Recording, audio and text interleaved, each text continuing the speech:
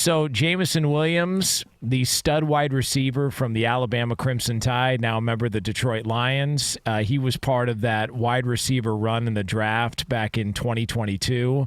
Was there like 5 in a row or something like that, or was that this year? There was a run in the draft in 2022 and then also this year. Probably the past 2 years. Yeah. And so the Detroit Lions drafted him. He only played a couple of games last year, but he did show signs of, some promise there coming off the knee injury he suffered late in the Alabama season. And, he's going to miss more time, for those of you that aren't familiar with the story, because apparently, he likes to gamble a little bit. He was caught as one of those players that was gambling on at the team facility. So you got popped 6 games for gambling on what is being called college football games. And so Jameson Williams spoke with the media yesterday for the first time and tried to explain sort of his mindset and what actually happened. What did you learn from the whole experience? Just make the right decisions, It was something that I wasn't aware of, but it caught me. And it was just make the right decisions. Do you think it's raising awareness for other players Oh, yeah, for sure, because like I said, it hit me out the blue, and it hit a couple other players around the league and on my team out the blue. I wasn't aware of this situation, but as it happened, like I said, I took it on the chin. I was ready to move forward as things moved on, and I got the consequences. So that's been my whole plan, moving forward from things and, just looking at the better days. So he wasn't aware that there was something wrong there, That you couldn't gamble on college, even though he wasn't in college anymore, correct? And, he tries to parlay Hawaii in the over late night and apparently got in trouble. I'll say this much. Any player that says that, they literally must fall asleep from the time they enter college to the time they're in the NFL during every one of the meetings that discusses the fact that you can't gamble. I think you even sign at the college level, you sign some sort of, form too, and I know you do at the NFL level, that talks about this. So the NFLPA does a good job in informing the players of this. They do this as soon as you walk in the door as a rookie. And at the college level, they're even starting to now. So any player that says that, it's an excuse. Okay, or they must literally not pay any attention to what anyone says outside of their football meetings, because it is well known and every player is informed of it as far as what you can and what you can't. Even as a broadcaster, we're informed of it, and it's just, as I've said to Jonas before, like, it is not worth the risk of a broadcaster, someone who gets to call games or might just have the chance of calling games, to potentially put yourself at risk for having insider information, is how they describe it. Because you know about injuries, you know about scheme before the general public does. If y'all got a crew, you got to have a fall guy. Well, I'm not sure that's so much applicable here, but it kinda is. You're saying Jameson should have a fall guy? You need a runner. Have your fall guy doing the bets. Like, if you need to get a gambling fix, have your people do the bets. You need a runner. Like, why are you – I'll never understand. Is the idea of winning based off of once you win, you don't want nobody to have access to your money when that happens? Because if you give the bet to someone else to place for you and you're not connected to it, you don't even have to deal with this. Like, that's like the easiest loophole ever, if you ask me. So why are you the one that's doing it? Whether you're aware of it or not, like, what are you gambling for as an active athlete? Because sometimes it's fun to cook at home. You're not a master chef, but sometimes it's fun to open the grill, light it up, and throw some meat on there. Take that recipe and give it to somebody else to cook. and you know what? If it's as good as you think it is, it's going to taste exactly the same from somebody else cooking it. Bottom line. And even if it doesn't, you don't have to worry about any type of repercussions or consequences to you doing it. Like, have somebody else do it. If in your mind, I'm gambling, like, no questions asked.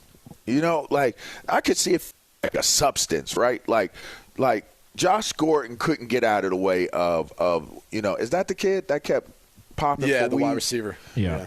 Not a kid anymore. He's still playing? I don't know. Probably. I think he was in like the XFL or the something. No, I don't know. Someone had the rights to him. He was like on a practice squad maybe a year or two ago. Yeah, I don't know. Lee, can we look that up, Lee? Can we effort that? Yeah. You can't get out of the way of substance abuse, right? You can't have a fall guy for substance abuse. So I understand if you, I didn't know, or this, that, and the other, but that crack was good. Like, what? You smoke crack, don't you? Right. So my whole thing is you can't get out of the way of substance, but you can get out of the way of gambling, man. If you have a gambling addiction, be addicted through someone else. Lee, what do we got? I do have an update on Josh Gordon. Okay. Does Lee have an update? I think Lee does. I do as well. He was a Tennessee Titan in the NFL, but more recently he's actually a Seattle Sea Dragon. This year. He was a Titan last year. What's a Seattle Sea Dragon? That's an XFL team. Yeah. Yeah, that's what I thought. Or it could be what someone might encounter while in Seattle. Yeah. Oh, wow. That is true. All of that. Name Tyrone? No, well, yeah. Well. Yeah. Excuse me, sir. Are you riding an elephant? No, that's a dragon. Okay. Do you guys believe that 6 games is an okay suspension for a guy who bet on college football? No, which is why I've told you they need to change the policy for betting. And clearly, I think I've got to go back through and help educate players on this because it's still an issue. But they need to change the policy. They shouldn't be this punitive for, other sports and college and all that. It's not realistic. You can't be as hypocritical as the NFL is when you're taking money from all these gambling partners and then excluding the ability of any, NFL player from placing bets on stuff. And look, I understand in the confines of a facility, they want to limit that. And that's not only for players. That might be for coaches and front office folks as well. And that's fine. But they've got to do something where they reduce this. Now, I will say this. If someone gets caught for gambling on NFL games like Calvin Ridley did, that's the punishment you should see for strike one. An entire season you're going to be suspended. And the second one, you're banished. You can't come back and do it again.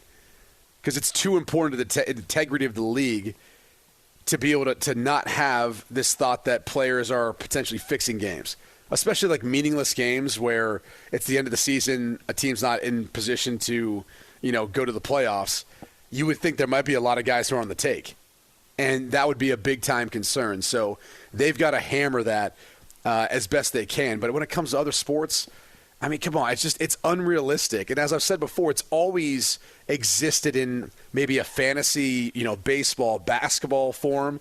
I remember being on teams where guys had a pool and they had a whole fantasy league. March Madness, it's always existed in the offseason, having some sort of betting pool for that.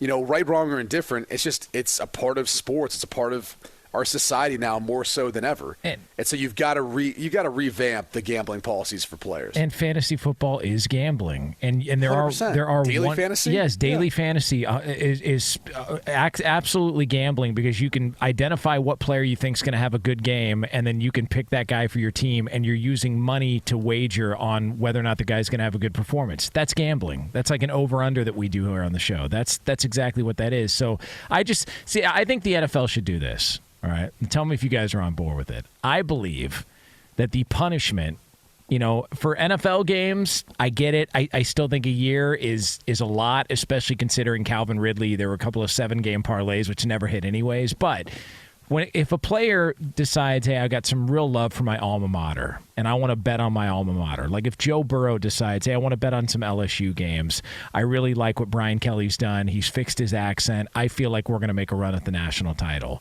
I think the suspension should be only applied if you lose the bet. Because that way what you're doing is you're training to be a better gambler at the same time letting people know there's also risk that comes along with it. So super high stakes. Yes. So Jameson Williams may have bet like the over on the Iowa-Minnesota game last year, which was like 31 or 31 and a half. And if that's the case, still hit the under. He deserves a full year suspension. Like if you bet any Iowa over, you deserve a full year suspension.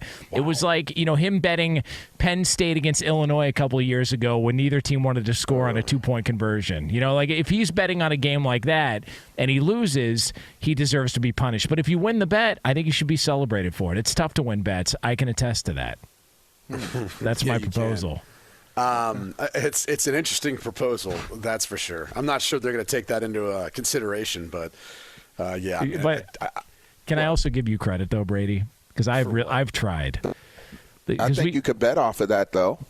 What do you mean? You could create betting polls like once it like shows that one of these guys made that bet. Now you can start placing bets on if they're going to win or lose. Right. Yeah. It creates a whole new revenue stream if you really do it. It does. There's levels to this. Because I really want to know, because you talked about, people in the front office. So the Lions had staffers that were fired. They had other players that also got popped. Like, I wanted to know what sort of gambling ring was going on there in Detroit. Like, what were they betting on? Were they all sitting around on a Saturday getting their knee iced and they said, man, oh man, the Big 12 is off and running.